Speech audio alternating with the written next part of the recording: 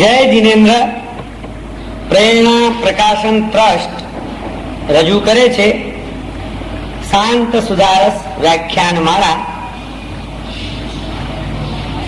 વ્યાખ્યાન 37મું. શાંત સુધારસની 9મી નિર્જરા ભાવના. વ્યાખ્યાન 5મું. પ્રવચનકાર પૂજ્ય મુનિરાજ શ્રી જીનચંદ્ર વિજયજી મહારાજ, બંધુ ત્રિપુટી.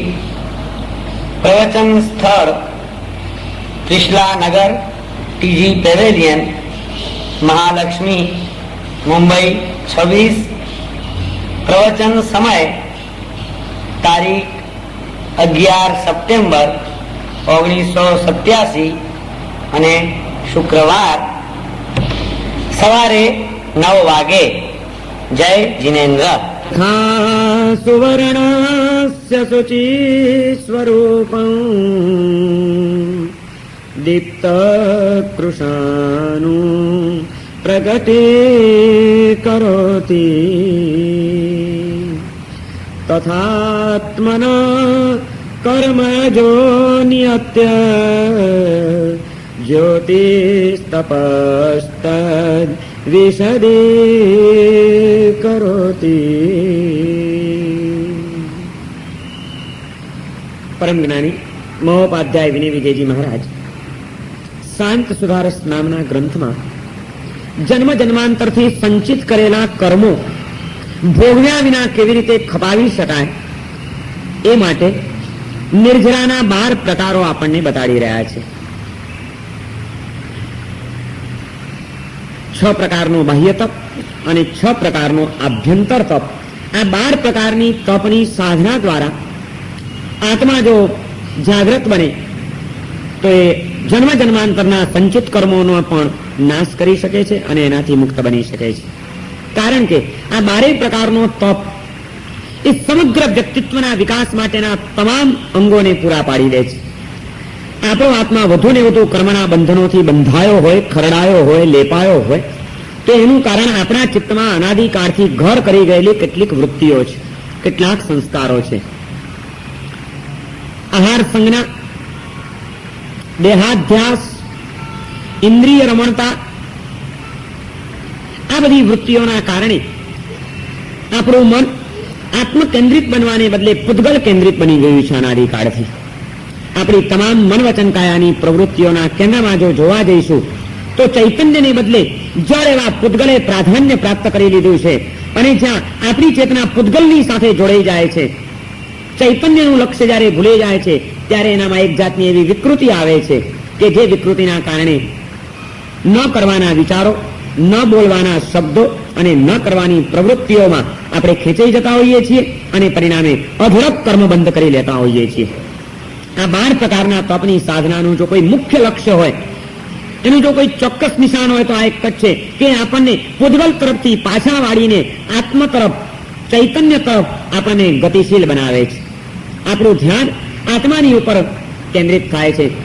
અનાદિકાળનો સંસ્કાર ખાવાનો અને ખાવાની લાલસાનો છે.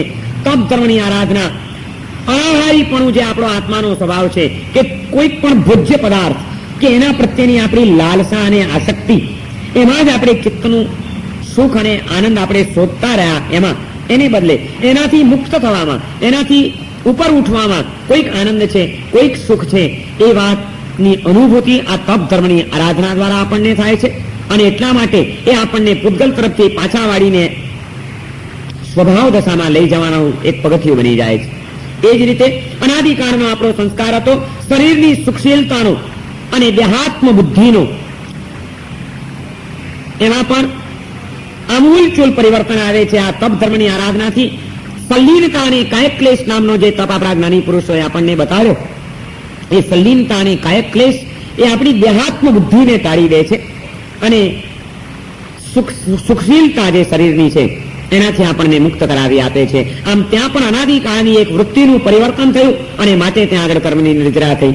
અને એ આખી ભૂમિકા તૈયાર થયા પછી આહાર સંયમ, ઇન્દ્રિય સંયમ અને શરીર સંયમ કેળવાયા પછી હવે આત્મ સંયમ કેળવવાનો છે.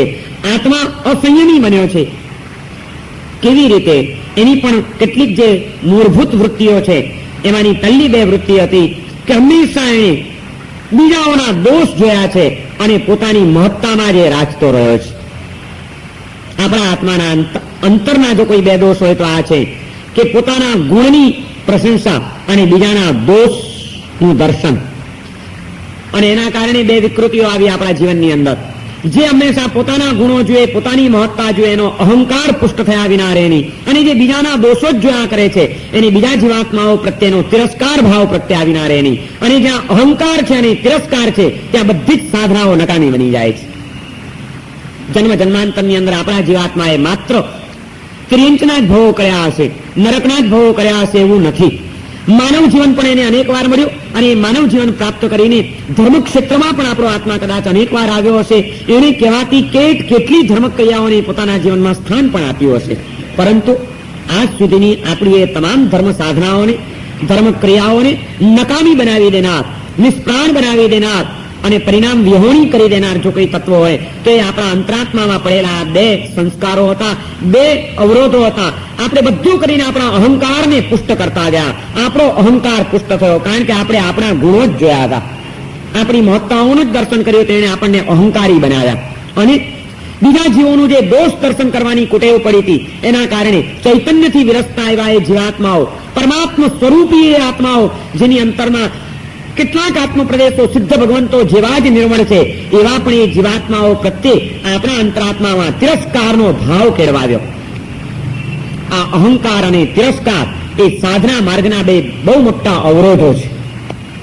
અહંકારી આત્મા ક્યારેય પણ પોતાની સિદ્ધિને પ્રાપ્ત ન કરી શકે અને બીજા જીવાત્માઓનો તિરસ્કાર કરતો આત્મા ક્યારેય પણ ચૈતન્ય જગતની સાથે આંતરભૂમિકાનો સંબંધ સ્થાપિત ન કરી શકે. અને જેનો સંબંધ પોતાની ચેતના સાથે કે જગતની ચેતના સાથે જોડાતો નથી એ ચૈતન્યથી વિખૂટો પડેલો કોઈ પણ ધર્મ એ કઈ રીતે તારક બની શકે? અહંકારે આપણને આપણા ચૈતન્ય પ્રત્યે જાગૃત ન બનવા દીધા.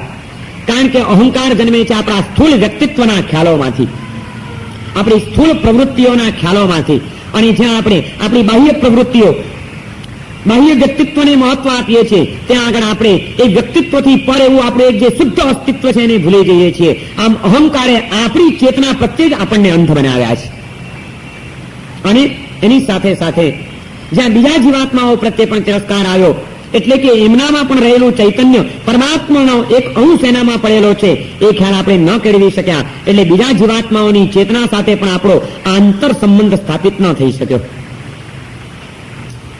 સ્વાત્માની ચેતના અને જીવાત્માઓની ચેતના, આ બંને ચેતનાઓથી આપણને દૂર હરસેલનાર જો કોઈ સંસ્કાર હોય તો એ આપણો અહંકાર છે અને જીવો પ્રત્યેનો તિરસ્કાર છે. આ બે વૃત્તિઓ કેવી રીતે ટળે, પોતાનો અહંકાર કેવી રીતે તૂટે, એને માટે કીધું કે સ્વદોષ દર્શન કરતા શીખો તો તમારો અહંકાર તૂટી જશે. જ્યાં આપણને આપણા દોષ દેખાવા લાગશે, આપણી ક્ષતિઓ અને ખામીઓ જણાવવા માંડશે ત્યાં આગળ આપણા અહંકારના ચૂરા થઈ જશે. અને અહંકાર ચૂરાયો એટલે આપણે આપણા સ્થૂળ વ્યક્તિત્વ કરતા આપણા શુદ્ધ અસ્તિત્વની ઉપર કેન્દ્રિત બની શકશું. આમ સ્વદોષ દર્શન જે આભ્યંતર તપનો પહેલો પ્રકાર છે, પ્રાયશ્ચિત્ત. પોતાની ક્ષતિઓનું દર્શન કરીને એ પોતાના પાપોનો પશ્ચાતાપ અને યોગ્ય સદગુરુની પાસે પ્રાયશ્ચિત્ત એટલે કે એનું કથન એ કરીએ છીએ ત્યારે આપણો અહંકાર તૂટ્યા વિના કોઈ દિવસ પ્રાયશ્ચિત્ત થઈ શકતું નથી. જ્યાં સુધી મારે મારી જાતને મહાન દેખાડવી છે, ઊંચી દેખાડવી છે, ત્યાં સુધી હું કોઈની આગળ મારી ક્ષતિઓનું નિદર્શન કરી શકું એ અશક્ય વાત છે. પ્રાયશ્ચિત્ત તો જ થઈ શકે જો અહંકારનું વિલોપન થયું હોય તો. આમ આભ્યંતર તપની આ પહેલી સાધના આપણા ચૈતન્ય પ્રત્યે અને વિશ્વના ચૈતન્યની પ્રત્યે આ પહેલા બે પ્રકારના આભ્યંતર તપો, પ્રાયશ્ચિત્ત અને વિનય, એ સ્વાત્માની ચેતના અને વિશ્વ ચેતનાની સાથે આપણું એક જોડાણ કરી આપે છે. અને જ્યાં ચૈતન્ય જગતની સાથે આપણો સંબંધ બંધાય છે ત્યાં આગળ કર્મની નિર્જરા થઈ ગયા વિના રહેતી નથી. જ્યાં ચૈતન્ય જગતની સાથેનો સંબંધ તૂટે છે અને જળ જગતની સાથેનો સંબંધ વધે છે ત્યાં આગળ કર્મનો બંધ થયા વિના રહેતો નથી. સિદ્ધિ અને સાદી વાત છે. આપણા જ્ઞાની પુરુષોએ આપણને કર્મની નિર્જરા માટે આ બે પ્રબળ ઉપાયો બતાવ્યા કે તમારા અહંકારને તોડી નાખવા માટે તમે પ્રાયશ્ચિત્તનો તપ તમારે કરવો પડશે. અને એ પ્રાયશ્ચિત્તનો ભાવ અહીંયામાં પ્રત્યે માટે પશ્ચાતાપ લાવવો પડશે. અને પશ્ચાતાપ સ્વદોષનું દર્શન જ નહીં હોય, પોતાના દોષનો સ્વીકાર કરવા જ આપણે તૈયાર નહીં હોય તો પશ્ચાતાપ કોનો થશે? માટે સ્વદોષ દર્શનથી આભ્યંતર તપનો પ્રારંભ થાય છે પહેલી. અને ત્યાર પછી જ્યાં આપણને આપણા દોષ દેખાયા એટલે તરત જ પછી એવા દોષોથી રહિત જે કોઈ પણ આત્માઓ આપણને દેખાશે, મહાન આત્માઓ, એવા મહાન આત્માઓના ચરણોમાં મસ્તક ઝુક્યા વિના રહેશે નહીં. એટલે વિનય નામનો જે બીજો તપ છે એ આવ્યા વિના રહેશે નહીં. વિનય એ પરગુણ દર્શનમાંથી પ્રગટે છે. જ્યાં સુધી આપણને બીજા આત્માઓ ગુણવાન નહીં દેખાય ત્યાં સુધી એમની પ્રત્યે વિનયનો ભાવ આપણા અંતરાત્મામાં જાગૃત નહીં થાય.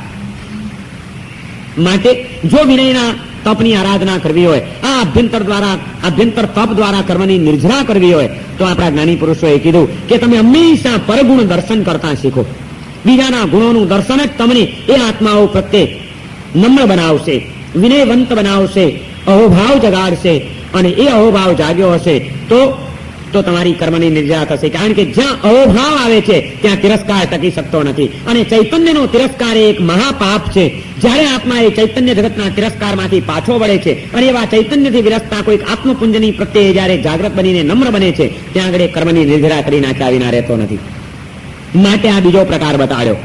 ગઈકાલે આપણે આ બંને પ્રકારોનું વિસ્તારથી ચિંતન કર્યું જ છે. સ્વદોષ દર્શન અને પરગુણ દર્શન એ આપણા કૌટુંબિક જીવનને, આપણા સામાજિક જીવનને અને આપણા આધ્યાત્મિક જીવનને ત્રણેયને પુષ્ટ કરવા માટે, સ્વસ્થ બનાવવા માટે કેટલું બધું જરૂરી છે આ બે પ્રકારનો આભ્યંતર તપ, એ અંગેનો વિચાર આપણે ગઈકાલે કર્યો. આજે આગળ વધીએ. પ્રાયશ્ચિત્ત દ્વારા સ્વદોષ દર્શન કરીને પ્રાયશ્ચિત્તના તપની આરાધના કરી, પરગુણ દર્શન કરીને ચૈતન્ય જગતની સાથે સંબંધ બાંધીને વિનય ધર્મનું પાલન કર્યું. અને જ્યાં આગળ આપણને બીજા આત્માઓ પ્રત્યે બહુમાન જાગે. બહુમાન એ હૃદયના ભાવની અનુભૂતિ છે અને વિનય એ ભાવની અભિવ્યક્તિ છે. બહુમાનમાં અને વિનયમાં ફરક છે. બહુમાન હૃદયના ભાવ સાથે જોડાયેલું તત્વ છે અને વિનય એ વ્યવહારમાં એ બહુમાનનો ભાવ, એની જે અભિવ્યક્તિ થાય એનું નામ છે વિનય. અનુભૂતિ છે બહુમાન અને અભિવ્યક્તિ છે વિનય. જેની પ્રત્યે આપણા હૃદયમાં બહુમાન હશે એની પ્રત્યેનું આપણું આચરણ નમ્રતા ભર્યું, વિવેક ભર્યું, અહોભાવ ભર્યું બની ગયા વિના રહેશે નહીં. વિનયને લાવવો હોય તો પેલા હૃદયમાં બહુમાન ભાવ પ્રગટાવવો જોઈએ. જેને પોતાના ઉપકારીઓ પ્રત્યે, મહાપુરુષો પ્રત્યે, વડીલો પ્રત્યે હૃદયમાં બહુમાન નથી એ એના વ્યવહારમાં અવિનય કર્યા વિના ક્યાંક ને ક્યાંક રહેશે નહીં. વિનય લાવવો છે તો બહુમાન પ્રગટાવવું બહુ જરૂરી છે. એ બહુમાનની અનુભૂતિ હશે, હૃદયમાં એ ભાવ જાગેલો હશે તો સહજ રીતે વ્યવહારમાં એનું આચરણ વિનયપૂર્ણ બની ગયા વિના રહેશે નહીં. અને એ રીતે વિનયની જ્યાં આગળ અભિવ્યક્તિ આવી તો ત્યાં આગળ જેની પ્રત્યે આપણને બહુમાન છે, જેનો આપણે વિનય કરીએ છીએ, જેને આપણે ઉપકારી તરીકે સ્વીકારીએ છીએ, જેને મહાન આત્મા તરીકે આપણે આવકારીએ છીએ, એવા આત્માઓની વૈયાવચ્ચ કરવાનું, સેવા કરવાનું મન થયા વિના રહે નહીં. જેની પ્રત્યે બહુમાન હોય એનું કાર્ય કરવામાં, એની સેવા કરવામાં, એની ભક્તિ કરવામાં આપણને આપણા જીવનની ધન્યતા લાગે છે. અને એવી જયારે આપણે વૈયાવચ્ચ અને સેવાની પ્રવૃત્તિમાં જોડાઈએ છીએ ત્યારે એક આત્માનો ત્રીજો સંસ્કાર તૂટે છે. આજ સુધી આપણા જીવાત્માએ પોતાના જ સુખનો અને સ્વાર્થનો વિચાર કર્યો છે. વૈયાવચ્ચ નામનો ત્રીજો આભ્યંતર તપ એ સ્વાર્થ વૃત્તિનું વિલોપન કરે છે અને બીજા ખાતર ઘસાઈ છૂટવાની ભાવના જગાડે છે. માટે ત્યાં આગળ કર્મની નિર્જરા છે.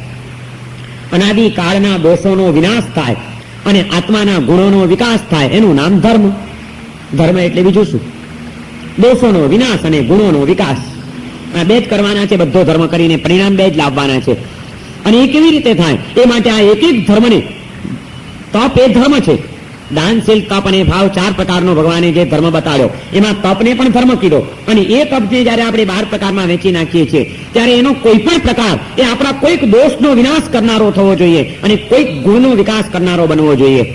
તો જેમ પ્રાયશ્ચિત્તનો તપ એ આપણા અહંકારને તોડે છે, વિનયનો તપ એ બીજા જીવો પ્રત્યેના તિરસ્કાર ભાવને હરફેલે છે, એમ વૈયાવચ્ચ નામનો ત્રીજો જે આભ્યંતર પ્રકારનો તપ છે એ આપણી સ્વાર્થ વૃત્તિનું વિલોપન કરે છે અને બીજાને માટે ઘસાઈ છૂટવાની પરાર્થ વૃત્તિનું પ્રત્યીકરણ કરાવી આપે છે. એક દોષનો વિનાશ થાય ને એક ગુણનો વિકાસ થાય. સીધો જ નિયમ છે. આ બાજુ દોષ જતા જાય, ગુણ પ્રગટતા જાય. સ્વાર્થ વૃત્તિ ટળી, પરાર્થ વૃત્તિ પ્રગટી. વૈયાવચ્ચ એટલે સેવા. વૈયાવચ્ચ આ જૈન પરિભાષાનો શબ્દ છે. એનો સીધો સાદો અર્થ છે સેવા. સેવા કરવા માટે આત્મા ક્યારે તૈયાર થાય? પોતાના કરતા બીજાને જો એ વધુ મહત્વ આપતો થયો હોય તો. પોતાના સુખનો વિચાર થોડોક પણ પાંગડો થયો હોય અને બીજાના સુખનો વિચાર થોડોક પણ અંતરમાં જાગ્યો હોય તો જ આપણે આપણા સ્વાર્થોને જતા કરીને, આપણી શક્તિને કામે લગાડીને, આપણી સંપત્તિનો ભોગ આપીને પણ આપણે બીજાની સેવા કરવા માટે તૈયાર થઈ શકશું. એટલે વૈયાવચ્ચ નામનો ત્રીજો જે આભ્યંતર તપ છે એ આપણા જીવનમાં આવે. અને જ્યાં આત્માના દોષનો વિનાશ થયો ત્યાં કર્મની નિર્જરા છે જ. આ રીતે તપ એ કર્મની નિર્જરા કરનારો બની જાય છે. જ્યાં આગળ બીજાના ચૈતન્ય પ્રત્યેનો આપણો ઉચિત વ્યવહાર છે ત્યાં આગળ કર્મની નિર્જરા થયા વિના રહેતી જ નથી. સેવા અને વૈયાવચ્ચને એટલો બધો મહત્વનો ગુણ કહેવામાં આવ્યો છે. આપણે ત્યાં જૈન શાસ્ત્રોની અંદર વૈયાવચ્ચને, સેવાને અપ્રતિપાતી ગુણ કીધેલો છે. અપ્રતિપાતી એટલે પ્રતિપાતી એટલે કે જે ગુણ આવીને પાછો ચાલ્યો જાય, અને અપ્રતિપાતી એટલે જે એક વખત પ્રગટ્યો જો સાચા અર્થમાં તો એ પછી હંમેશ માટે આત્માની સાથે રહે છે, પછી જાય નહીં. એક વખત પણ સાચો વૈયાવચ્ચનો ગુણ આત્માની ભૂમિકા ઉપર પ્રગટી ગયો કે જ્યાં કોઈ સ્વાર્થ નથી, કોઈ અપેક્ષા નથી, કોઈ બદલાની ભાવના નથી, કોઈ લેતી દેતીનો વ્યવહાર નથી, માત્ર બીજાનું કંઈક કરી છૂટવાની સાચી તમન્ના ભાવ જાગ્યો છે. અને એ પરાર્થકરણનો ભાવ, એ વૈયાવચ્ચનો સેવાનો એક સંસ્કાર આત્મામાં એકવાર જો સાચે સાચ જાગી જાય તો એ આત્માના પૂર્ણ વિકાસના તબક્કા સુધી એ આત્માની સાથે રહે છે અને એને સહયોગી બને છે. અને અપ્રતિપાતી ગુણ કહેવામાં આવ્યો છે. અને આ વૈયાવચ્ચ ગુણનો મહિમા ગાતા આપણા તીર્થંકરોએ તો ત્યાં સુધી કીધું, એકવાર પ્રભુ મહાવીરને પ્રશ્ન પૂછવામાં આવ્યો કે ભગવાન, આપની સેવા કરવી એ વધુ મહાન છે કે બીજું કંઈક વધુ મહાન છે? અને અમે શું કરીએ તો અમે આપની સેવા કરી કહેવાય? મહાવીરને પ્રશ્ન પૂછાયો છે કે આપની સેવા કરવી હોય તો અમારે શું કરવું જોઈએ? ત્યાં ભગવાન મહાવીરે એનો જવાબ આપ્યો છે કે જો ગિલાનમ પડી સેવઈ સો મામ પડી સેવઈ. જે જ્ઞાનની, બીમારની, અશક્તની, અસમાધિમાં પડેલા આત્માની જે વૈયાવચ્ચ કરે છે, જે સેવા કરે છે, એ જ મારી સેવા કરે છે. જ્યારે વ્યક્તિના જીવનમાં કોઈક મુશ્કેલીઓ ઊભી થઈ છે, જ્યારે એનું શરીર કોઈ રોગોથી ઘેરાયું છે, જ્યારે એનું ચિત્ત અસમાધિથી કરાયું છે, તે વખતે એના આત્માને શાંતિ પહોંચાડવી, એને દુઃખમાંથી મુક્ત કરીને એ આત્માને કોઈક સમાધિનો અનુભવ કરાવવો, એ એટલું મોટું પુણ્ય કાર્ય છે કે ખુદ ભગવાન મહાવીરે અને તીર્થંકરોએ એમ કીધું કે જે આ પુણ્ય કાર્ય કરે છે એ બીજું કઈ નહીં, સાક્ષાત તીર્થંકરની સેવાનું પુણ્ય ઉપાર્જિત કરે છે.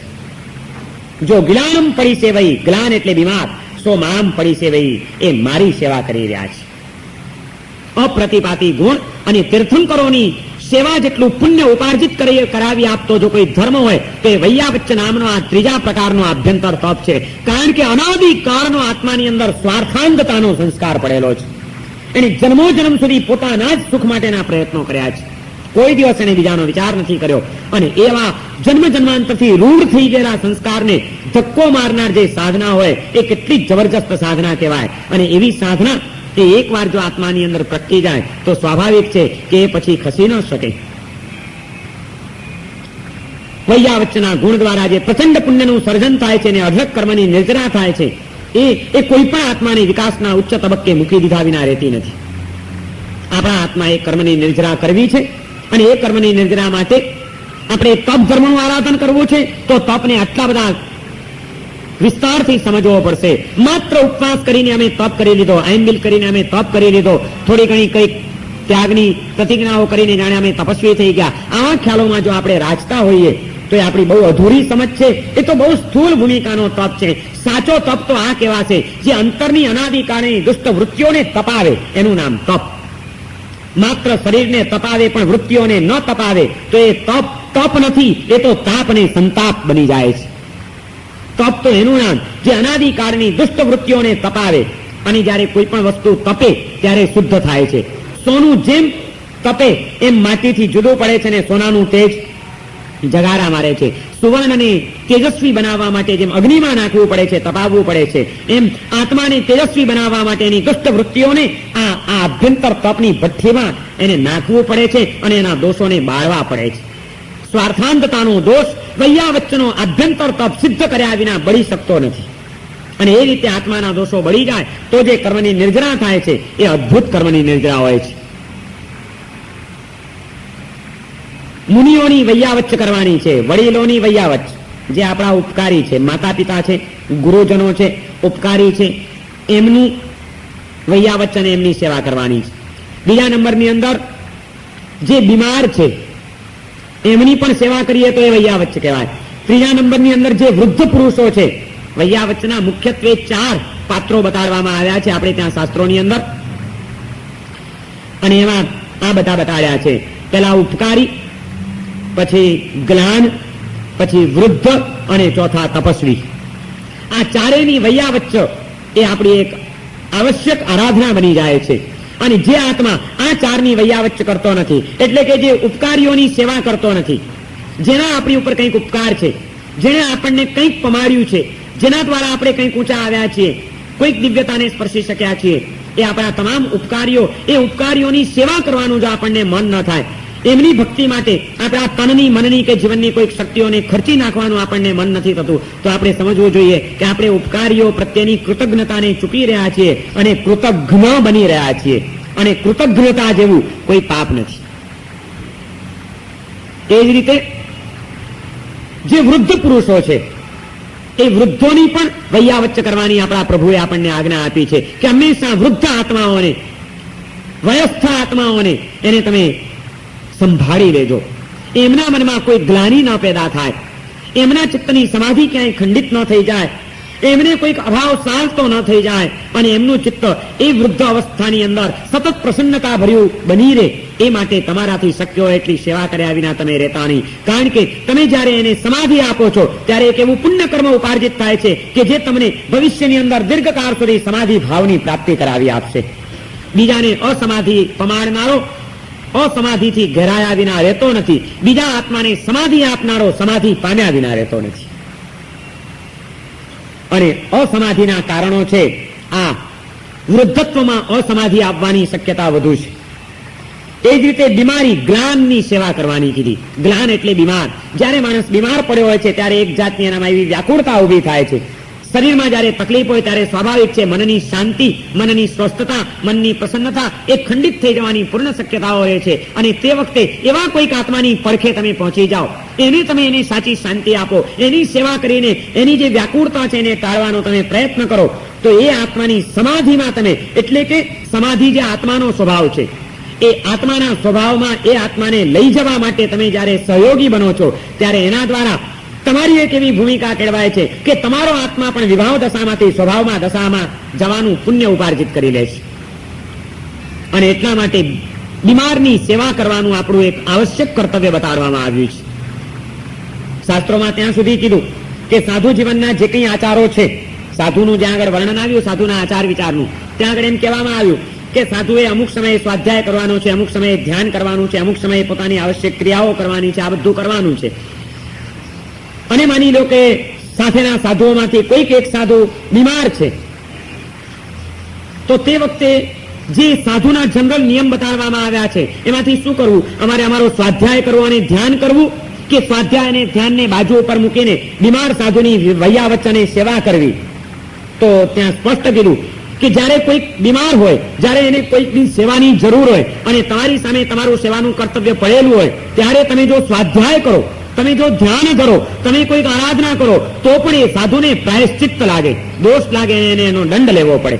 કારણ કે બીજી બધી આરાધનાઓ ત્યાં આગળ ગૌણ છે. જ્યારે કે કોઈક આત્મા ગ્લાન છે અને બીમાર છે ત્યારે એની સેવા કરવી અને એને સમાધિ આપવી એ મોટામાં મોટો ધર્મ છે. એની ઉપેક્ષા કરીને કરાતી આરાધનાઓ અને કરાતા ધર્મો એ પણ કર્મની નિદ્રા કરાવનારા નથી બની શકતા. આટલી બધી જેની ઉપર જોર આપવામાં આવ્યું છે, એ સેવા ધર્મ, એ વૈયાવચ્ચનો ધર્મ એ સહેલો નથી. સેવા કરવામાં ઘણી બધી તૈયારીઓ જોઈએ છે. પોતાનો બાહ્ય દ્રષ્ટિએ ભોગ આપવાની પહેલી તૈયારી જોઈએ છીએ, અને સાથે સાથે તમે જ્યારે સેવા કરવા જાઓ, હંમેશા જે માણસો અશક્ત હશે, બીમાર હશે, વૃદ્ધ હશે, એવી વ્યક્તિઓની મનની સ્થિરતા અને મનની સ્વસ્થતા પણ વ્યવસ્થિત નહીં હોય. એટલે તમે સેવા કરવા જાઓ છતાં એમાં જરાક ગરબડ થાય તો તે વખતે આકડા થઈ જાય, એ કદાચ કટુ વચન કહી દે, તે વખતે પણ એક તો સેવા કરવી ને ઉપરથી વળી પાછા દબડાવે છે તો મરવા દો, નથી કરવી. અને ત્યારે જે મનને સાચવી લેવું એ બહુ મહત્વની સાધના છે. માંદા માણસની તમે સેવા કરતા હો, પણ સહેજ જો જરાક બરોબર ના થયું તો ચીડિયો થઈ ગયો છે માંદો માણસ. જયારે લાંબી માંદગી ચાલે છે ત્યારે માણસ ચીડિયો બની જાય છે.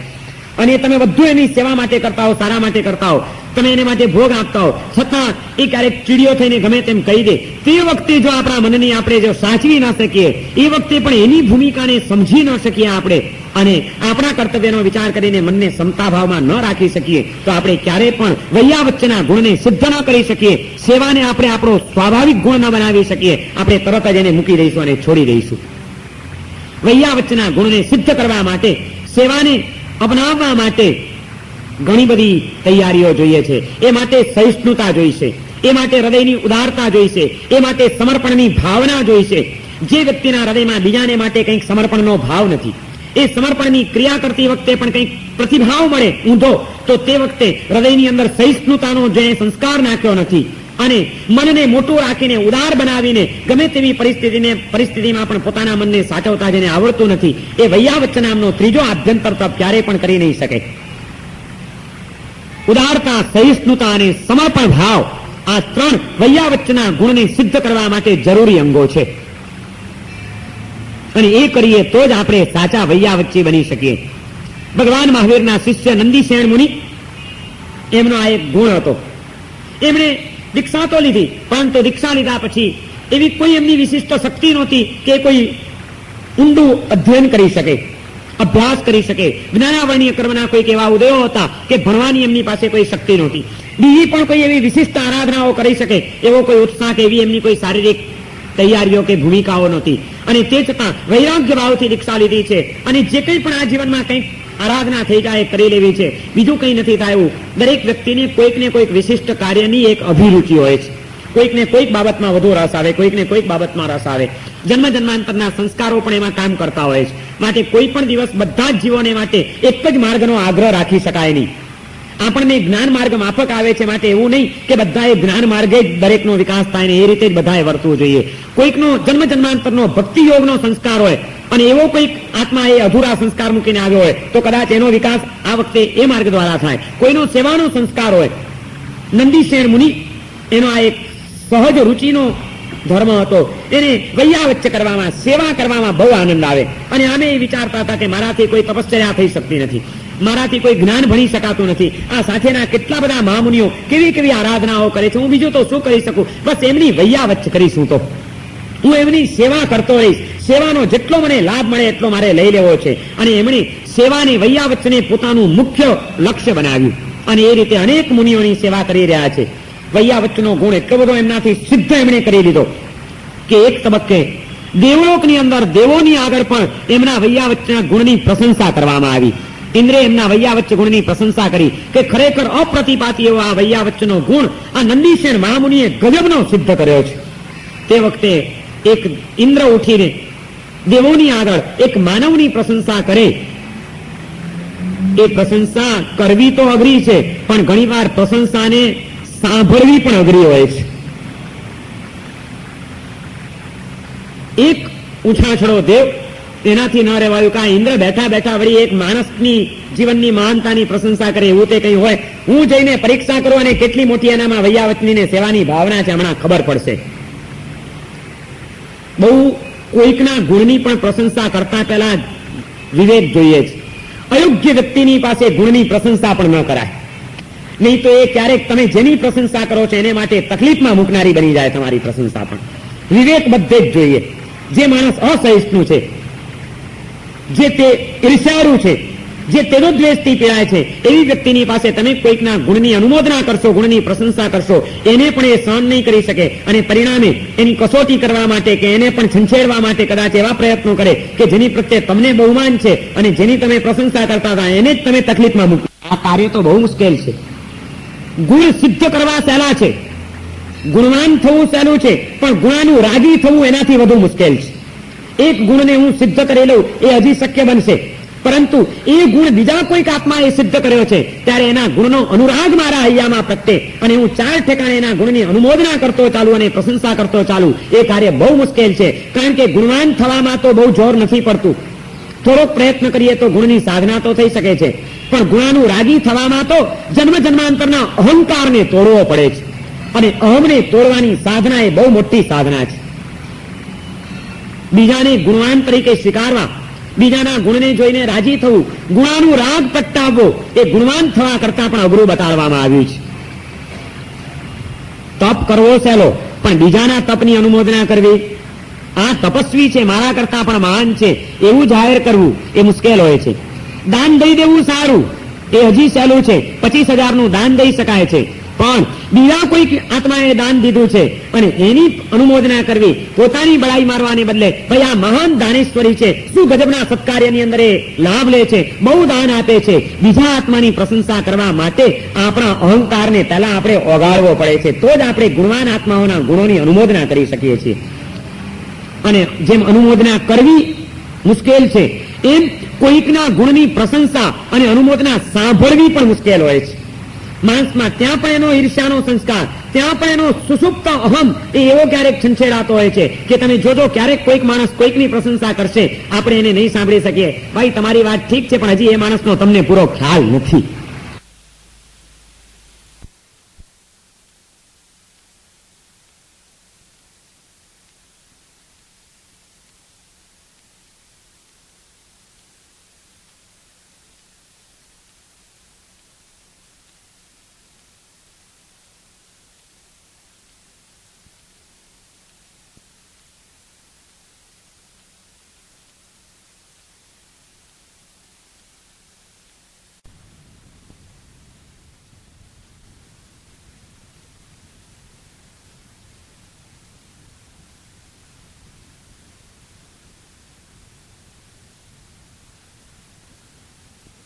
એમ કરીને તરત એવું કંઈક આપણે ફાચર મારીએ, દેખાય છે બહારથી બહુ સારા દેખાય છે, એ તો તમને અવસરે ખબર પડશે જ્યારે અનુભવ થશે ત્યારે.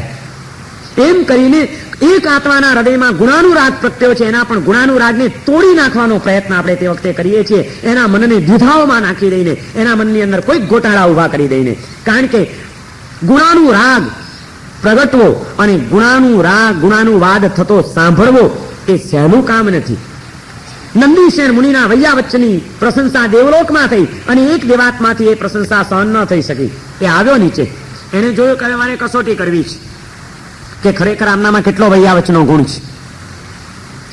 આવીને એને બે દેવો આવે છે અને રૂપ લીધું. બંને જણાએ સાધુનું રૂપ લીધું અને એક સાધુ ગામની બહાર એક ઝાડની નીચે, મધ્યાહન કાળનો સમય હતો, ધોમધકતો તાપ પડતો હતો, ત્યારે એક સાધુએ એકદમ બીમાર સાધુનું રૂપ લઈ લીધું. ઝાડા અને ઉલટી થઈ ગયા છે અને એક ઝાડની નીચે એ મુનિ આમ અશક્ત થઈને જાણે પડ્યા છે. અને બીજા મુનિ ગામમાં આવે છે, દેવજ મુનિનું રૂપ લઈને. અને મધ્યાહન કાળનો સમય હતો, નંદીશેણ મુનિ ગોચરી વોરવા માટે નીકળ્યા છે. ગોચરી વોરીને ઉપાશ્રયમાં આવ્યા છે. આવીને હજી ગોચરી મૂકી છે ને વાપરવા બેસે છે. પાત્રા લીધા, હાથમાં કોળિયો લીધો છે, મોંમાં મૂકવા જાય છે. બરોબર મધ્યાહન કાળે એક જ સમય ભોજન કરતા હતા નંદીશેણ મુનિ, રોજ એકાસના કરે. એકાસનું કરવા માટે જ્યાં બેસે છે ને કોળિયો મોંમાં મૂકવા જાય છે, ત્યાં પેલા મુનિના વેશમાં આવેલા દેવે ઉપાશ્રયના ઓરડામાંથી રાડ પાડી, એ મોટો કહે છે કે મારે વૈયાવચ્ચનો મને બહુ આનંદ આવે છે, હું સેવા કરનારો છું, મોટો સેવક ન જોયો હોય તો. ત્યાં આગળ બિચારા પેલા સાધુ બીમારીમાં રીબાયા કરે છે અને આને અત્યારે તને ખાવાનું સૂજે છે, અત્યારે તને ભૂખ લાગી, ખાવા બેઠો અને વળી કહે છે કે હું તો વૈયાવચ્ચ બહુ કરું. તો જાને વૈયાવચ્ચ કરવા. જ્યારે એક સાધુ ગોચરી વાપરવા માટે બેઠા હોય ત્યારે બીજો સાધુ આવીને એના વૈયાવચ્ચની તમે ખૂબ સેવા કરો છો એવી અનુમોદના કોઈ કરે, પ્રશંસા કરે તો ગમે.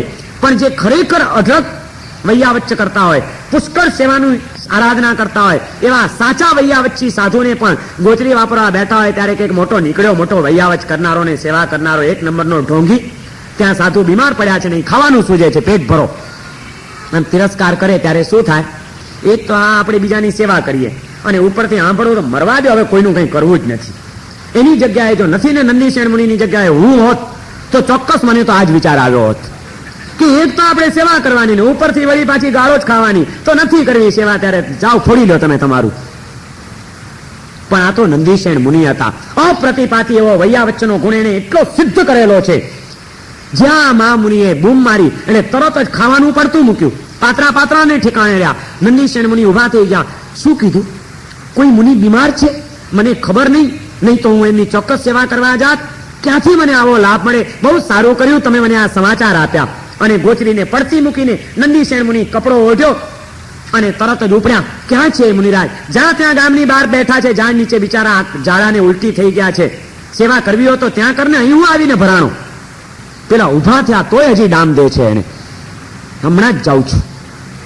મેં પહેલા જ હમણાં કીધું કે સેવા કરનારની જો સહિષ્ણુતા નહીં હોય એનામાં તો એ કોઈ દિવસ સેવા નહીં કરી શકે.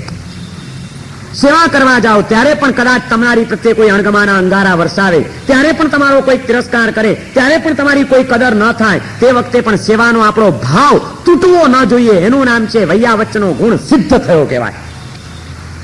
નંદીસેન મુનિ ઉપડ્યા, સીધા ઉપડ્યા. ત્યાં ઝાડ નીચે તો પેલા દેવે બરોબરની માયા રચી છે. એકદમ બધી ગંદકી બધી થઈ ગઈ છે, કપડા પણ ગંદા થઈ ગયા છે, અને મુનિ કરતા ઉલટી કરતા બેઠા છે. તરત જ નંદીસેન મુનિ પહોંચી જાય છે. ઓહો, એને એકદમ આમ હૃદયમાં કંઈક થઈ જાય છે કે આટલી બધી તકલીફ આ મુનિરાજની, અને મેં એમનું ધ્યાન ના રાખ્યું, મને કંઈ ખબર પણ ન પડી, હું ગોચરી વાપરવા બેસી ગયો, ધિક્કાર છે મને. આ મહામુનિ આટલી વેદનામાં પીડાતા હોય તે વખતે એમને સમાધિ આપવી જોઈએ, એમની સેવા કરવી જોઈએ, મારું કાર્ય હતું, અને હું આ શું કરી બેઠો. તરત જ ત્યાં બેસે છે, એમની પીઠ ઉપર આમ હાથ ફેરવે છે, ઉલટી થઈ રહી છે. પેલા મુનિને જરાક ઠીક થયું, અને ઠીક થઈને જુએ છે નંદીસેન મુનિ કસોટી જ કરવાની હતી, પરીક્ષા જ કરવા આવ્યા હતા. એટલે તરત જ જોઈને કીધું, પણ ક્યાં મરી ગયો તો અત્યાર સુધી? હું અહીંયા આગળ હેરાન થઉં છું ત્યારે મોટો કહે છે હું સેવા કરું છું બધાની. પેલા સેવા કરવા આવ્યા છે ત્યારે એને કે ક્યાં મરી ગયો તો? તે વખતે એમ જ કહેવાનું માનતા ને કે હું નથી મરી ગયો, તમે મરો ત્યારે હું જઉં છું. એક તો તમારા ઉલટી વાળા અને ઝાડા વાળા આ ગંદા વિભાગની અંદર આવીને અમે બેસીએ, તમારી સેવા કરીએ, ને ઉપરથી તમને કદર નથી. કોઈ વાત નહીં મુનિરાજ, મને ખબર નહીં, આપને આટલી બધી તકલીફ છે, મારે આપની સેવા કરવી જોઈએ, હું ન કરી શક્યો, મારો અપરાધ ક્ષમા કરો. નમ્રતાથી એની ક્ષમા માંગે છે. અને આપ જરા બેસો, હું હમણાં જ નજીકના કોઈ ઘરમાંથી પાણી લઈ આવું, જેથી આપનું શરીર શુદ્ધ થઈ જાય, આપના કપડાં પણ શુદ્ધ થઈ જાય. હું બીજા કપડાં લઈને હમણાં જ આવું છું. નંદીસેન મુનિ પાછા દોડતા ઉપડ્યા, એક પાત્રની અંદર પાણી લઈ આવ્યા, બીજી એક પોતાની કપડાની જોડ હતી, એ કપડાં લઈ આવ્યા. આ મહામુનિને તરત જ પોતે શુદ્ધિ કરે છે, એમને કપડાં આપે છે કે આ બગડી ગયેલા કપડાં કાઢી નાખો. નવા કપડાં પહેરાવ્યા. હવે જંગલમાં ત્યાં ઝાડ નીચે તો શું થઈ શકે? નંદીસેન મુનિ કહે છે કે મુનિરાજ, આપણે ઉપાશ્રયમાં જઈએ, ત્યાં ચાલો, આપની બરોબર વૈયાવચ્ચ થશે, આપને જલ્દી સારું થઈ જાય, આપ પધારો. પણ તું જુએ છે મારામાં ઉઠવાની તાકાત છે, કે છે ચાલો, હું આપને મારા ખભે બેસાડી દઈશ. અને તરત જ નંદીસેન મુનિ એ બીમાર મુનિને પોતાના ખભા ઉપર બેસાડે છે, અને ખભા ઉપર બેસાડીને ચાલે છે. આને તો કસોટી કરવી હતી. ખભા ઉપર બેસાડ્યા, અને તરત જ એને ખભા ઉપર જ્યાં 5, 10, 15 ડગલા ચાલ્યા હશે ત્યાં એ ઝાડો કર્યો નંદીસેન મુનિના શરીર ઉપર જ, ગંદકી, અને ઉલટી કરીને એના માથા ઉપર ઉલટી. નંદીસેન મુનિને વિચાર આવે છે કે ઓહો, કેટલી બધી અસાતાનો ઉદય છે આ મુનિરાજને, એમને કેટલી તકલીફ થતી હશે. જલ્દી પહોંચું અને જલ્દી એમને સારું થઈ જાય એવું કંઈક કરું, એમને માટે કંઈક ઔષધ લઈ આવું, કંઈક અનુપાન લઈ આવું. પણ એ આ બીમાર મુનિ, એને જલ્દી સાતા વળે તો સારું. પેલો દેવ કસોટી કરવામાં બાકી નથી રાખતો. ગંદુ કર્યું શરીર, છતાં એની કોઈ અસર નથી. એટલે વળી આગળ જરાક ચાલ્યા, ઉપાશ્રય પહોંચવા માટે જલ્દી પગ ઉપાડે છે. જલ્દી પગ ઉપાડ્યા એટલે આંચકા લાગે છે, એટલે તરત જ પેલા ખભે બેઠેલા મુનિએ માથામાં માર્યો એને. પણ સીધો ચાલને, એક તો અહીં મારું અશક્ત છે શરીરને, ઊંચો નીચો શું થાય છે, અહીં આંચકા કેટલા લાગે છે, કઈ ભાન છે તને? સેવા કરવા ગયા હોઈએ ને તે વખતે પણ સામેથી આવા જયારે અણગમાના અંગારા વરસે ત્યારે મનમાં શું થાય? નંદીસેન મુનિને કોઈ અસર નથી. હું સમજુ છું આપને તકલીફ પડે છે, પણ જલ્દી આપને સારું થાય એટલા માટે જ આ ઝડપથી ચાલી રહ્યો છું. છતાં હું ધ્યાન રાખીશ, આપને આંચકા ઓછા આવે એ રીતે હું ચાલીશ. હમણાં જરાય જ્યાં નંદીસેન મુનિના મનના ભાવમાં પણ કોઈ ફરક નથી પડતો, કારણ કે મુખ્ય 3 ગુણો એમણે સિદ્ધ કરેલા હતા. સેવા માટેના 3 ગુણો છે. સમર્પણનો ભાવ, બીજાને માટે મારે ઘસાઈ છૂટવાનું છે, બસ આ એક જ વાત. બીજા ગમે તે કરે, મારે બીજો વિચાર નહીં કરવાનો, મારે બીજા આત્માને સમાધિ પહોંચાડવી છે. સમર્પણનો ભાવ. અને જેની સેવા કરીએ છીએ એ આપણી સેવાની કોઈ કદર નથી કરતા, અને ઉપરથી આપણી પ્રત્યે અનુચિત વર્તન કરે છે, તો તે વખતે સહિષ્ણુતાનો સંસ્કાર, પ્રતિકૂળતાને પણ સહન કરવાની તૈયારી, અને હૃદયની ઉદારતા, મહાનતા અને વિશાળતા હશે. આ મહામુનિ એમના મનમાં આવી વ્યાકુળતા આવે સ્વાભાવિક છે. શરીરમાં જ્યારે સ્વસ્થતા ન હોય, શરીરમાં જ્યારે તકલીફ હોય ત્યારે કોઈનું પણ મન વ્યાકુળ બની જાય ને અશાંત બની જાય. બાકી આ કઈ મહામુનિ ગુસ્સો કરે એવા છે નહીં, પરંતુ એમના અશાતા એમને વ્યાકુળતા ઊભી કરી રહી છે. એમને જલ્દી શાતા વળી જાય, જલ્દી સમતા ભાવમાં આવી જાય. બસ મારે તો એટલું જ કામ છે. અને જ્યાં છેક ઉપાશ્રયે પહોંચ્યા, ઉપાશ્રયે પહોંચીને પાછું એમનું શરીર, એમના કપડા બધું સાફ કરવા માંડ્યા. અને તે વખતે પેલો દેવ આ જોઈ રહ્યો છે અને એમના મોઢાની ઉપરની સ્વસ્થતા, પ્રસન્નતા એકાંશનું હતું. ગોચરી વાપરવા માટે બેઠા છે, વાપરવાનું બાજુ ઉપર રહી ગયું છે અને આ સેવામાં કલાકના કલાક પસાર થઈ રહ્યા છે. અને એ વખતે પણ જયારે આટલો બધો તિરસ્કાર કરે છે છતાં મનમાં કોઈ અસર નથી, ત્યાં ખલાસ દેવ હારી જાય છે. તરત જ પોતાનું મૂળ રૂપ પ્રગટ કરે છે અને મૂળ રૂપ પ્રગટ કરીને વંદન કરે છે નંદીસેન મુનિને કે મુનિરાજ, મારો અપરાધ ક્ષમા કરો. દેવલોકમાં આપની પ્રશંસા થઈ, પણ અસહિષ્ણુ એવો હું આપની પ્રશંસા સાંભળી ન શક્યો, સહન ન કરી શક્યો અને આપની કસોટી કરવા આવ્યો. પણ જેવી પ્રશંસા થઈ છે એના કરતા પણ સવાયું દર્શન આજે મને આપના આ વ્યક્તિત્વની અંદર થયું છે. ખરેખર આપે અદભુત આવૈયા વચ્ચેનો ગુણ સિદ્ધ કર્યો છે. આશીર્વાદ આપો અમારામાં પણ આવા ગુણો પ્રગટ થાય. અને એ નંદીસેન મુનિએ અપ્રતિપાતી એવા વૈયા વચ્ચે ગુણથી અજરત કર્મોની નિર્જરા કરીને પોતાનો આત્મકલ્યાણનો માર્ગ પકડી લીધો. વિનય વિજયજી મહારાજ 12 પ્રકારના તપમાંથી ત્રીજો પ્રકાર બતાડે છે. પહેલું પ્રાયશ્ચિત્ત, જે આપણા અહંકારને તોડી નાખે છે. સ્વદોષ દર્શન થાય એટલે આપણો અહંકાર તૂટે. પરગુણ દર્શન થાય, વિનય ગુણ આવે એટલે બીજા જીવોનો તિરસ્કાર છે એ તિરસ્કાર જાય. ત્રીજા નંબરની અંદર સેવા અને વૈયા વચ્ચે આવે એટલે આપણી સ્વાર્થ વૃત્તિના દોષનું વિલોપન થાય. અને જ્યારે આપણે ગુરુજનોની સેવા કરીએ, વૃદ્ધ પુરુષોની સેવા કરીએ, તપસ્વીઓની સેવા કરીએ, ત્યારે એ આપણા ઉપકારીઓ, એ ગુરુજનો એ પણ કઈ વિતરાગી તો નથી. વિતરાગને કોઈ અસર ન હોય, છદમસ્તને અસર થાય જ. અને જ્યારે તમે વિનય કરો છો, બહુમાન કરો છો, એમની ભક્તિ કરો છો, તો એ પણ હજી વિતરાગી નથી, છદમસ્ત છે. તમારી ભક્તિ એમના ચિત્તને પ્રસન્ન બનાવ્યા વિના રહેશે નહીં. અને ગુરુ જ્યારે પ્રસન્ન થાય છે, ગુરુની જ્યારે કૃપા પ્રાપ્ત થાય છે, ત્યારે કૃપાવંત બનેલા ગુરુ પછી શું કરે? એ તમને સાચી શાસ્ત્રોની ચાવી આપી દે.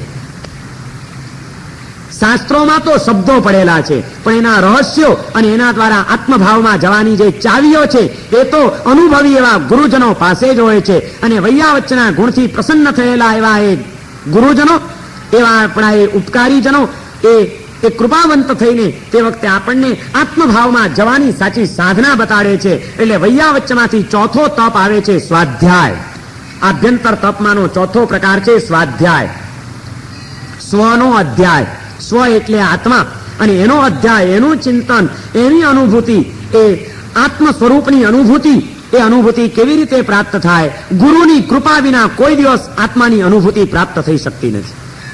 કારણ કે ગુરુજનોએ સાધનાનું ઊંડાણ પ્રાપ્ત કર્યું હોય છે, સાધના માર્ગના એ સફળ મુસાફરો હોય છે. અને એમણે જે અનુભવો પછી સાધનાઓ કરીને જે કંઈ પ્રાપ્ત કર્યું છે એટલો પુરુષાર્થ આપણે કરવો ન પડે. માત્ર એમની સેવા કરીએ, એમની કૃપા પ્રાપ્ત કરીએ, એમની પ્રસન્નતા મળે અને એ મહેનત કરીને એમણે જે મેળવ્યું હોય એ આપણને સહેલાઈથી આપી દે.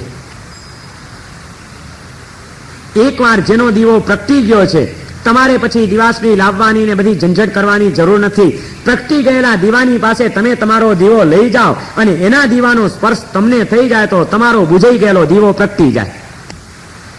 સાધના કરીને કેટલા અનુભવો પછી એ ગુરુજનોએ, એ મહાપુરુષોએ પોતાનો એક જે દીપક પ્રગટાવ્યો હોય છે, એવો દીપક આપણામાં પણ પ્રગટી જાય એ માત્ર એમની કૃપાથી શક્ય બની જાય.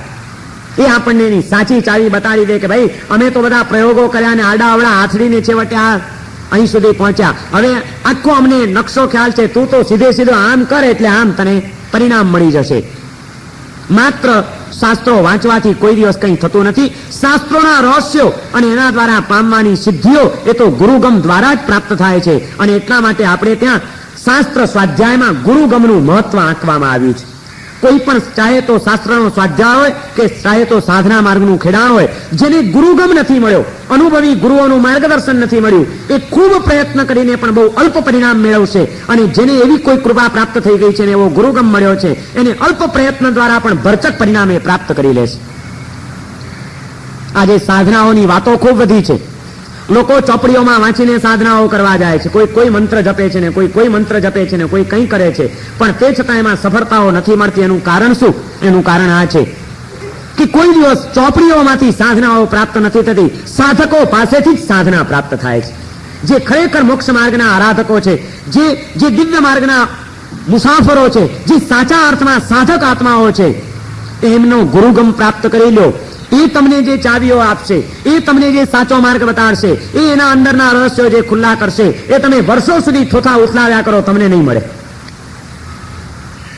ગુરુગમ બહુ મહત્વનો છે. જેને જ્ઞાન પ્રાપ્ત કરવું છે અને એ શ્રુત જ્ઞાન દ્વારા જેને આત્મજ્ઞાન સુધી પહોંચવું છે, એને માટે આત્મજ્ઞાની એવા સંતો, સાધના માર્ગના સફળ સાધકો એ બહુ મહત્વનું અંગ બની જાય છે. એનો સહારો લીધા વિના કોઈ દિવસ આપણે સિદ્ધિઓ પ્રાપ્ત કરી શકીએ નહીં. અને એમનો સહારો લેવા માટે એમની જો કૃપા થાય તો જ આપણને એ દિવ્ય તત્વોની પ્રાપ્તિ થઈ જાય. અને કૃપા સેવા દ્વારા પ્રાપ્ત થાય છે. તમે સેવા કરો તો એ વિતરાગી નથી, એ પ્રસન્ન થશે. અને ક્યારેક પ્રસન્ન થઈને કંઈક તમને એવું આપી દેશે, કોઈક એવી ભેટ કરાવી દેશે કે જે તમારા જીવનને ન્યાલ બનાવી દેશે. માટે ચોથો પ્રકાર છે સ્વાધ્યાયનો. સ્વનો અધ્યાય, આત્માનું ચિંતન. પણ એ આજે ને આજે આપણે કરી શકીએ એમ છીએ? એ ન કરી શકીએ તો જેમાંથી આત્મા તરફનું લક્ષ્ય કેળવાય, જેના દ્વારા આત્મભાવમાં જવાની સિદ્ધિઓ પ્રાપ્ત થાય, એવા જે આત્મજ્ઞાની સંતોના ગ્રંથો છે, જે શાસ્ત્રો છે, જે સૂત્રો છે, એનું અધ્યયન કરવું એ પણ સ્વાધ્યાય છે.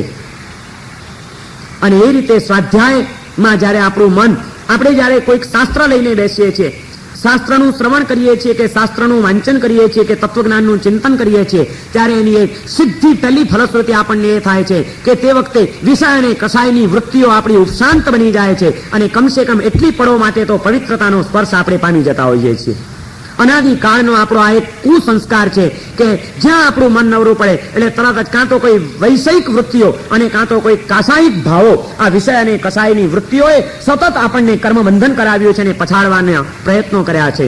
એમાંથી મુક્ત થવા માટેનો શ્રેષ્ઠ ઉપાય હોય તો એ સ્વાધ્યાય છે. તત્વચિંતન જ્યારે આપણે કરવા બેસીએ છીએ કે કોઈક શાસ્ત્રની ગંભીર વાતોને જ્યારે આપણે સમજવાનો પ્રયત્ન કરીએ છીએ, તે પડે આપણું ચિત્ત પવિત્રતાનો સ્પર્શ પામ્યા વિના રહેતું નથી. તમે માર્ક કરજો, માળા ગણતા ગણતા હજી કદાચ વિચારો આવ્યા હશે. માળાઓ ગણવા બેસો તો કોઈ ખોટા વિચારો, ખરાબ વિચારો, પણ કોઈક તાત્વિક ગ્રંથ લીધો હોય, તત્વજ્ઞાનનું કોઈક ચિંતન કરતા હો, કોઈક શાસ્ત્રોના એકાગ્રતાથી સ્વાધ્યાય કરતા હો, તે વખતે કોઈ દિવસ વિચાર આવ્યા છે? આવશે જ નહીં.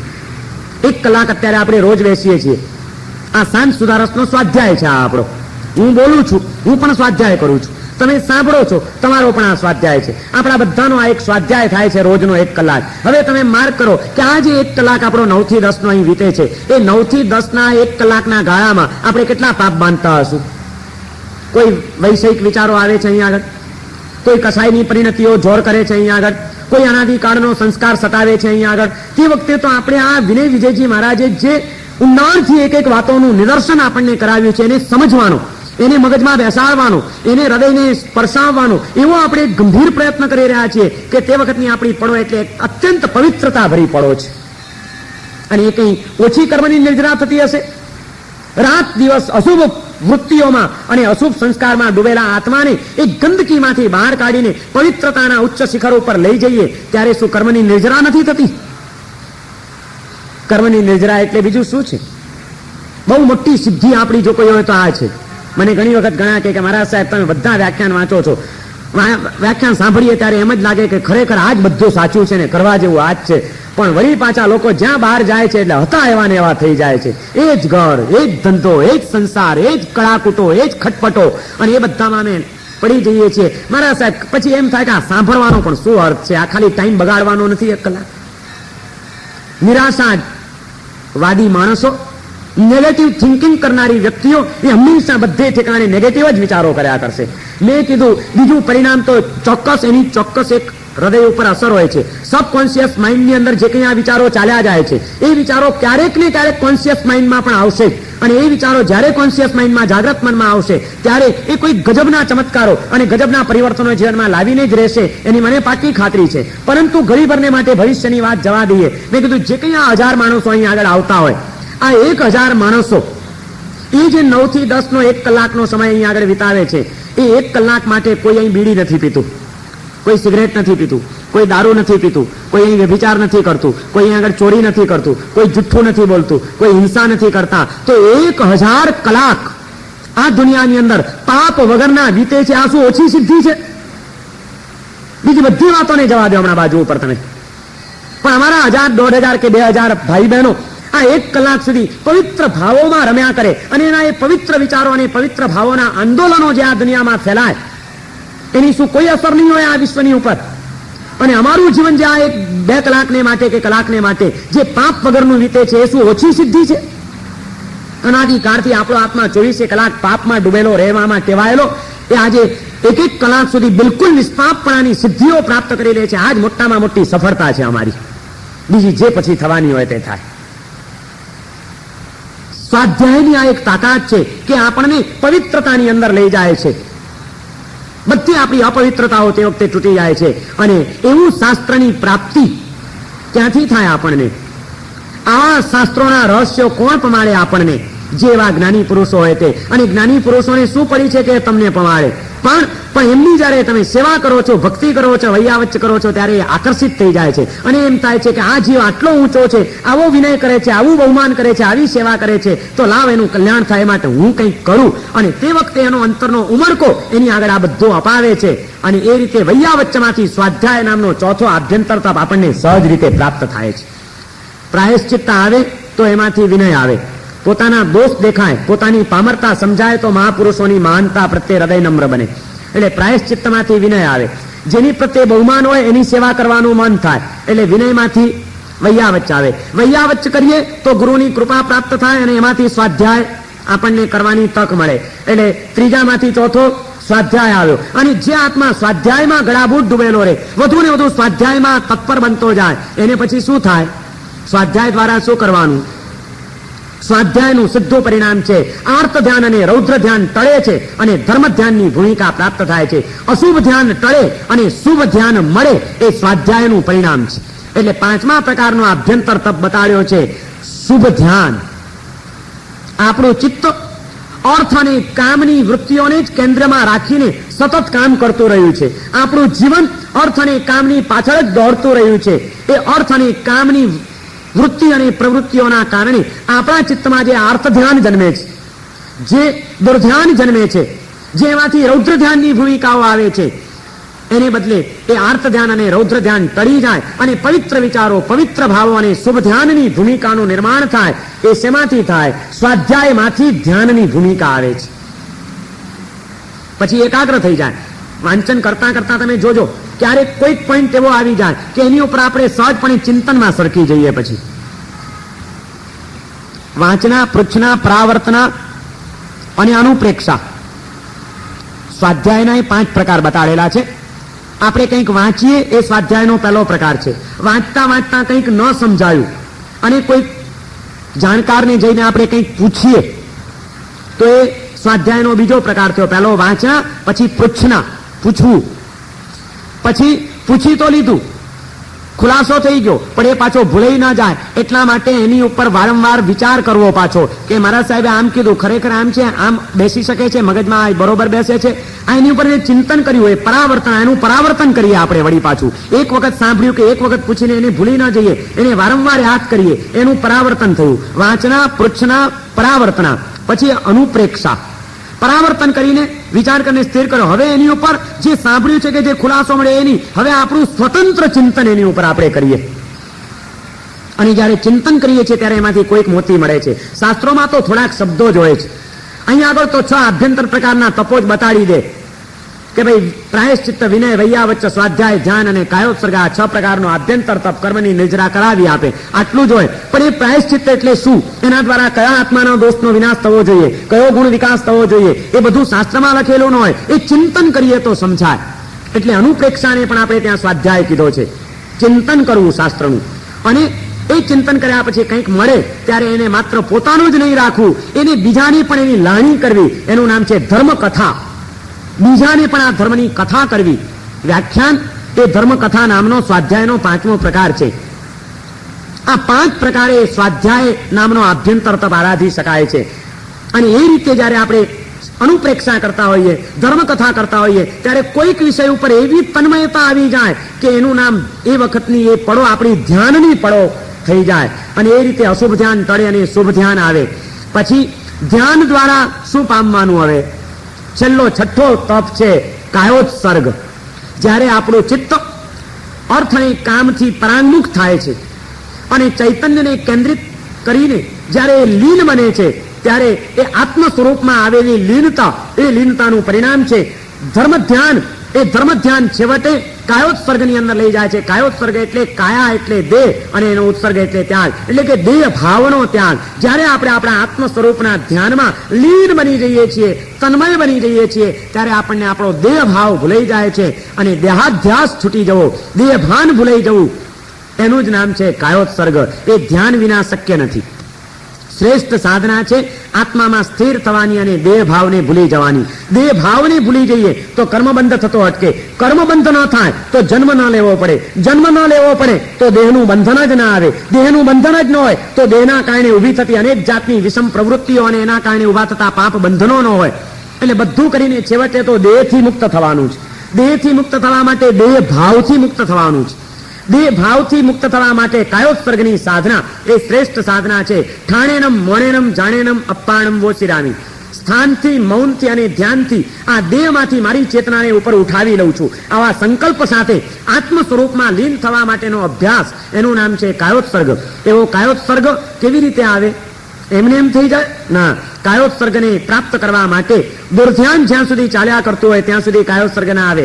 એટલા માટે ધ્યાન જરૂરી છે. પણ ધ્યાન લાગે કેવી રીતે? શુભ વસ્તુઓની અંદર સ્થિરતા કેવી રીતે આવે? એ જો શાસ્ત્રનું આલંબન ન હોય તો સ્વાધ્યાય વિના ધ્યાન થઈ શકતું નથી. પણ સમ્યક શાસ્ત્રની પ્રાપ્તિ ક્યાંથી થાય અને એ શાસ્ત્રના રહસ્યો ક્યાંથી મળે? તો કે એ તો ગુરુજનો પાસેથી મળે અને ગુરુજનો વૈયાવચ્ચ દ્વારા પ્રસન્ન થાય છે. માટે વૈયાવચ્ચ હોય તો જ સ્વાધ્યાય આવે અને વૈયાવચ્ચ વિનય વિના થઈ શકતી નથી અને વિનય પ્રાયશ્ચિત્ત વિના બહુમાન જાગી શકતું નથી. આમ આખી સંકલના છે. કાયોત્સર્ગ એ શ્રેષ્ઠ સાધના છે. એને પામવી છે તો પહેલા તમારે ધ્યાન કરવું પડશે. ધ્યાનમાં સ્થિરતા લાવવી છે તો સ્વાધ્યાયની અંદર તરબોળ થવું પડશે. સ્વાધ્યાય કરવો છે તો એ શાસ્ત્ર વાંચ્યા કરવાથી કંઈ નહીં થાય. ગુરુ કૃપાથી કોઈક રહસ્યો મળ્યા હશે ને એમાંથી અંદરના તત્વો મળ્યા હશે તો એની ઉપર તમે ચિંતન કરીને લીન થઈ શકશો. માટે ગુરુની કૃપા મેળવવી જોઈએ. કૃપા મેળવવા માટે વૈયાવચ્ચ કરવી જોઈએ.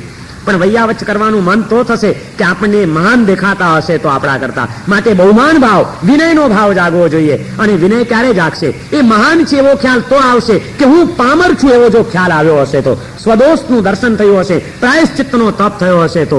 આમ 6 પ્રકારનો આ આભ્યંતર તપ, પ્રાયશ્ચિત્ત, વિનય, વૈયાવચ્ચ, સ્વાધ્યાય, ધ્યાન અને કાયોત્સર્ગ, આ 6 પ્રકારના આભ્યંતર તપ દ્વારા આપણી કેટલી અંદરની ખરાબીઓ દૂર થાય છે અને આપણો આત્મા કર્મની નિર્જરા કરીને મુક્ત અવસ્થાને પ્રાપ્ત કરી શકે છે. વિનય વિજયજી મહારાજે આ 12 પ્રકારનો તપ આપણને બતાડ્યો છે. એક એક તપ ઉપર દિવસો સુધી વિવેચન થઈ શકે એવું છે. ઘણા બધા દ્રષ્ટાંતો આપી શકાય એમ છે. પણ આપણે તો ચોમાસામાં 16 ભાવના પૂરી કરવી છે. 9મીમાં અટકી નથી જવું. હજી તો આપણે અડધે આવ્યા છીએ. 9 ભાવના થઈ, હજી 7 બાકી છે. અને એટલે હવે લાંબુ વિવેચન કર્યા વિના આજે આપણે નિર્જરા ભાવનાને અહીંયા આગળ પૂર્ણ કરીએ. 6 પ્રકારનો બાહ્ય તપ અને 6 પ્રકારનો આભ્યંતર તપ. નામ યાદ રહી ગયા? અણસણ, ઉણોદરી, વૃત્તિ સંક્ષેપ, રસત્યાગ, સંલીનતા અને કાયક્લેશ. આ 6 બાહ્ય તપ છે. પ્રાયશ્ચિત્ત, વિનય, વૈયાવચ્ચ, સ્વાધ્યાય, ધ્યાન અને કાયોત્સર્ગ, આ 6 આભ્યંતર તપ છે. બાહ્ય તપ દ્વારા ભૂમિકાનું સર્જન કરવાનું છે. આભ્યંતર તપની અંદર પ્રવેશ કરીને કર્મની નિર્જરા કરવાની છે. આમ બાહ્ય તપ અને આભ્યંતર તપ બંનેનો સમન્વય જો આપણા જીવનમાં થઈ જાય તો આપણી સાધના એક પરિપૂર્ણ સાધના બને અને એ પરિપૂર્ણ સાધના દ્વારા જન્મ જન્માંતરના સંચિત કર્મોનો પણ આપણો નિકાલ થઈ જાય. જેમ વાદળાના ઘટાટોપ છવાયેલા હોય તે વખતે જો જોરદાર પવન ફૂંકાય તો એ વાદળા વિખરાઈ જતા હોય છે, એમ જન્મો જન્મથી આત્માની ઉપર કર્મના વાદળા ઘેરાયેલા છે. એમાં જો આ તપનો 12 પ્રકારનો પવન ફૂંકાતો આપણે કરી દઈએ તો આ કર્મના વાદળાને વિખરાઈ જતા વાર ન લાગે. આ 12 પ્રકારના તપની આરાધના કરીને આપણે વધુને વધુ કર્મની નિર્જરા કરીએ અને એના દ્વારા આપણે આપણા વ્યાખ્યાન અહીં આગળ પૂર્ણ થાય છે. સર્વમંગલ માંગલ્યમ સર્વકલ્યાણકારણમ પ્રધાનમ સર્વધર્માણામ જૈનમ જયતિ શાસનમ